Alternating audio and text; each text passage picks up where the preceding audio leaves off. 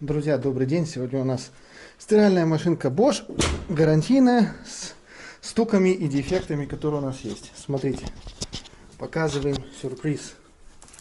Сейчас я засуну камеру и покажу сначала раз, а потом вытащу. Вуаля!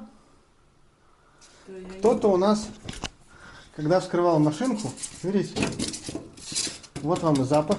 Вот вам удары, вот вам сломленная штука. Когда вы ее вытаскивали или наклоняли, она туда попала. Естественно, когда она отжимает, либо амортизаторы прыгают, она у нас трет по бетону, по пенопласту, по чему угодно. Вот у нас соответствующий результат. Все, закрываем машинку. Вот так вот было все просто.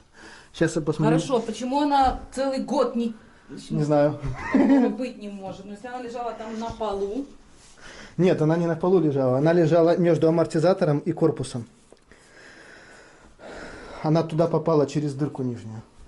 Через какую-то... Ну, вон, смотрите, я вам сейчас покажу. Наклоню. Вот стиральную машинку. Загляните под низ. Видите дырка? Ну. Вот она там лежала между амортизатором и корпусом. Это когда, видно, транспортировали ее или снимали, разбирали, что-то еще. Она туда двигали. Она тут заскочила. Вот так вот. Все, собираем обратно. Целый год